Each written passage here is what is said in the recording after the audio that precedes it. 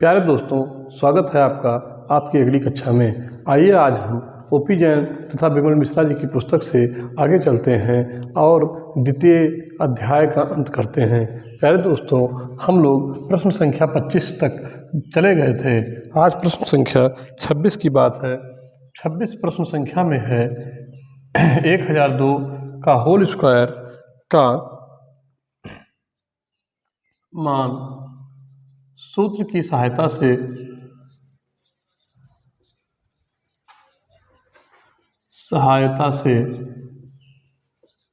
ज्ञात कीजिए, ज्ञात करें या कीजिए। प्यारे दोस्तों, मैंने आपको इसमें बताया है कि यदि 1000 प्लस 2 लिख लिया जाए तो इसमें कोई दिक्कत नहीं होगी और यह a प्लस बी का होल स्क्वायर जो सूत्र है उसके हिसाब से इसे हल किया जा सकता है। 2ab ए स्क्वायर का मतलब है प्लस बी स्क्वायर का मतलब है 4 प्लस 2ab का मतलब है 2, a का मतलब 1000, b का मतलब 2। प्यारे दोस्तों, जब आप इसे गुणा करेंगे तो आप पाएंगे 1 2 3 4 3 3 6 प्लस 4 प्लस 2 दूनी 4 यानी 4000। प्यारे दोस्तों, इसे आप जोड़ेंगे तो आपको मिलेगा इकाई के स्थान पर 4, इसके बाद में फिर 2 जीरो, फिर आपको मिलेगा 4, फिर इसके बाद होगा 1।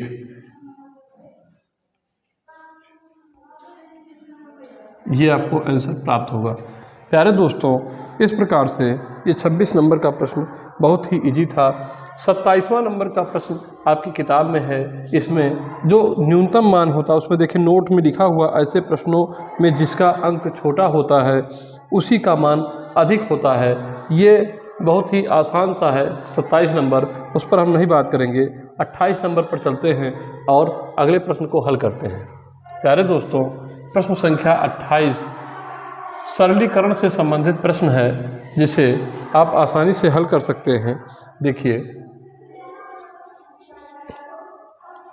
1/2 का होल क्यूब गुणे 2 का होल क्यूब गुणे 3/4 का इस होल स्क्वायर का मान ज्ञात कीजिए। प्यारे दोस्तों, इसे आप विस्तारित रूप में लिखकर हल कर लीजिए। आइए देखते हैं। इसका मतलब आप जानते हैं कि क्या होता है। इसका मतलब है कि 1/2 को 3 बार हम गुणा के रूप में लिखें। जहाँ पर कुछ नहीं लिखा उसके नीचे 1 यदि मान लिया जाए तो इसका मतलब है 2/1 गुणे 2/1 गुणे 2/1 गुणे, यहाँ पर 3/4 को 2 बार आपको लिखना है। इसे आप लिख लीजिए। अब आप पाते हैं कि ये ऊपर जो आपको मिल गया और नीचे कुछ आपको मिल गया, यानी अंश और हर दोनों आपको पूरे रूप से विस्तारित हो गए हैं। इसमें आप देख सकते हैं प्यारे दोस्तों कि ऊपर का ऊपर गुणा होगा, नीचे का नीचे गुणा होगा। प्यारे दोस्तों, यदि हम इसे गुणा करके फिर भाग दें तो प्रक्रिया थोड़ी जटिल हो जाती है, लेकिन हम आसानी से हल करने के लिए ऊपर से नीचे को छोटे छोटे अंकों से अभाज्य गुणनखंडों से भाग दे लेते हैं। आइए देखते हैं। 2 × 2 2 × 2 2 × 2 2 × 2 2 × 2 2 × 2। अब आप देखिए 3 × 9 ऊपर और 1 × 3 3 × 9 9/4 × 16। बस ये आपका आंसर प्राप्त हो गया। प्यारे दोस्तों, मुझे पूरा विश्वास है कि आपको यह समझ में आ रहा होगा। आइए नेक्स्ट प्रश्न की तरफ चलते हैं। प्रश्न संख्या 29।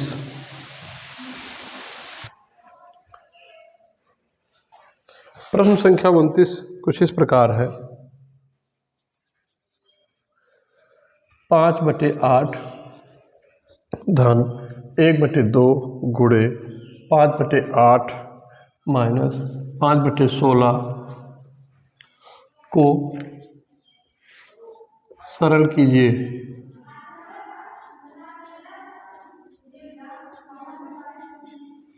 सरल कीजिए। अब आप देखिए इसे सरल करना बेहद आसान है। प्यारे दोस्तों, जहाँ पर प्लस लगा है इसका मतलब इसे जोड़ना है, जहाँ पर माइनस है इसका मतलब यहाँ घटाना है। सबसे पहले हम ब्रैकेट को हल करते हैं, ब्रैकेट के बाहर को भी हम हल कर सकते हैं, लेकिन पहले ब्रैकेट को हल करेंगे, इसके बाद जो यहाँ पर गुणा है उसे हल करेंगे, फिर आगे की प्रक्रिया में हम लोग चलेंगे। आइए देखते हैं 5/8 धन 1/2 गुणे, पहले इसको हल करेंगे, लासा आपको 16 मिलेगा, 8 दूनी 16 10 हो जाएगा, माइनस 5 हो जाएगा बटे 16, तो बराबर 5/8 प्लस 1/2 गुणे 5 से 5 घटेगा तो बचेगा 5/16। अब यहाँ गुणा है, पहले आप गुणे को हल करेंगे, फिर इसके बाद जोड़ेंगे। आइए देखते हैं 5/8 प्लस 16 दूना 32, 5 1 9 5, 5/32 हो गया। इसका लासा निकालेंगे, 8 चौक 32 और 8 चौक 32 4, जो इसके ऊपर होगा उससे गुणा कराएंगे, प्लस 32 1 9 32 1 आया, जो उसके ऊपर होगा उससे गुणा कराएंगे, बराबर 20 प्लस 5 बराबर बटे 32 बराबर 25/32। ये इसका आंसर हो गया। प्यारे दोस्तों, निश्चित रूप से यह आसान प्रश्न है, आप इसे बेहतर समझ रहे होंगे। आगे चलते हैं प्रश्न संख्या 30 पर।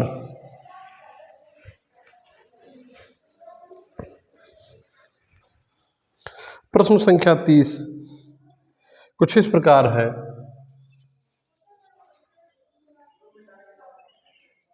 फोर प्लस 2/3 ब्रैकेट बंद ब्रैकेट 6 प्लस 3/2 गुणे 0.5 का मान ज्ञात कीजिए, का मान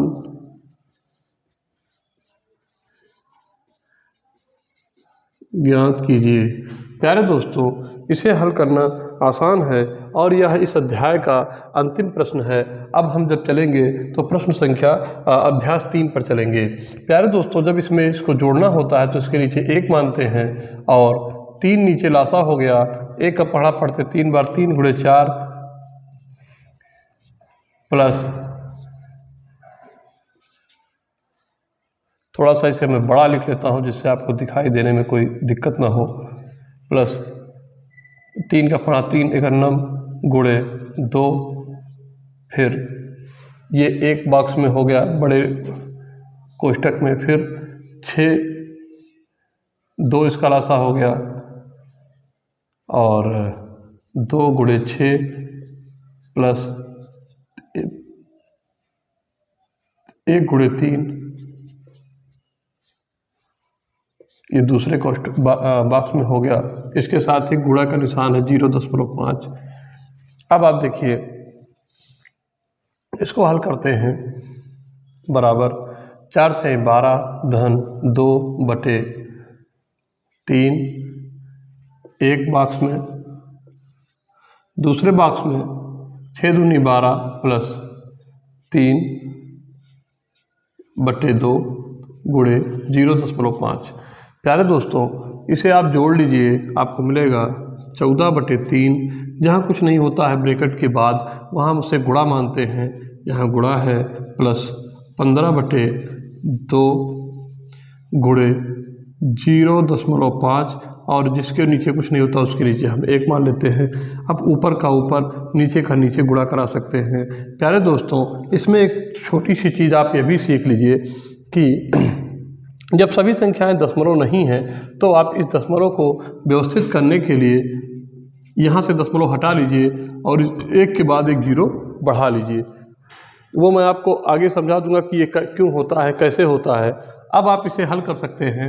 5 × 9 5, 5 दूनी 10, 2 × 9 2, 2 7 14, 15 7 105 बटे 3 दूनी 6, सॉरी इसमें और कटेगा, 3 × 9 3, 3 × 5 15, 7 × 5 35 बटे 2। ये आपका आंसर हो गया। प्यारे दोस्तों, यहाँ थोड़ी सी चूक हो गई थी। 3 से 15 कट सकता था। 3 × 3 3 × 5 15, और जो ये आता है 7 × 5, इसको हम गुणा कराते यहाँ लिखते हैं, और जो नीचे आता है उसको गुणा करा के यहाँ लिखते हैं। क्योंकि यहाँ पर नीचे केवल 2 बचा है तो यहाँ 2 आ गया, ऊपर 7 और 5 है, दोनों को गुणा कराए तो 35/2 आ गया। प्यारे दोस्तों, मुझे पूरा विश्वास है कि यह आपको बेहतर समझ में आ रहा है। नेक्स्ट टर्म पर जब हम आपसे मिलेंगे तो एक पुस्तक और लेकर इसके साथ ही साथ चलेंगे। चूँकि यह ओ.पी. जैन तथा विमल मिश्रा जी की पुस्तक है, उसके साथ साथ एक और पुस्तक के साथ में हम लोग पढ़ते हैं तो वो आपको बेहतर करेगा। ठीक है, मिलते हैं नेक्स्ट क्लास में, तब तक के लिए धन्यवाद।